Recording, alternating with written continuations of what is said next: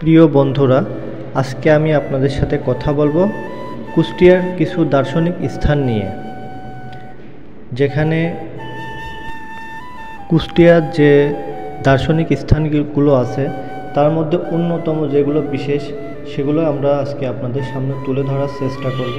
আশা করছি আপনারা এই ভিডিওর সাথে থাকবেন। ক্রমে ক্রমে মানুষের জীবনযাত্রার মান বেড়েছে, সেই সাথে কুষ্টিয়ার অনেক কিছু উন্নতি সাধন ঘটেছে, সেগুলো নিয়ে আজকে আমরা আপনাদেরকে দেখানোর চেষ্টা করব। প্রথমে রবীন্দ্রনাথ ঠাকুরের কুটিবাড়ি। এটি রবীন্দ্রনাথ ঠাকুরের এখানে বসবাস করত এবং নান্দনিক সৌন্দর্যের একটি স্থান হিসাবে। লালন শাহ মাজার, এটি হচ্ছে কুষ্টিয়ার মধ্যে বিখ্যাত লালন শাহ মাজার। সবাই লালন শাহ মাজার চেনে।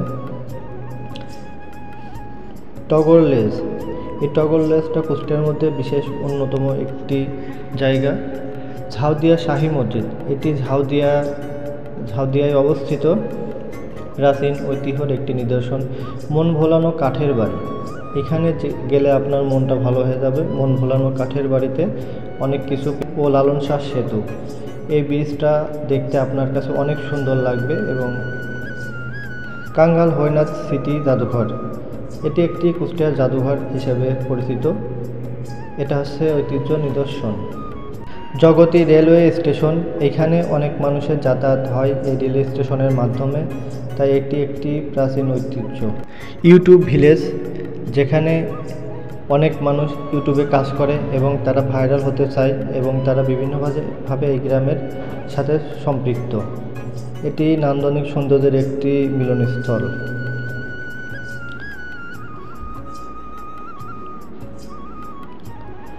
তারপরে আমরা কথা বলব পদ্মা গড়াই মোহনা।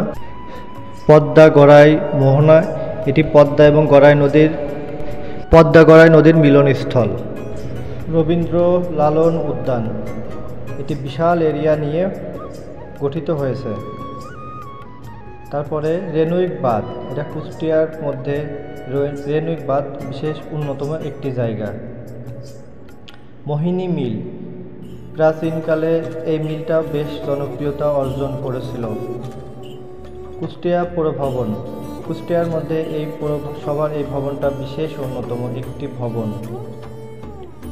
ইসলামী বিশ্ববিদ্যালয়, শেখপাড়া ইসলামী বিশ্ববিদ্যালয় বিশেষ অন্যতম একটি ইউনিভার্সিটি। সুলাইমান শাহ চিশতি আলাইহিস সালাম এর মাজার প্রাঙ্গণ।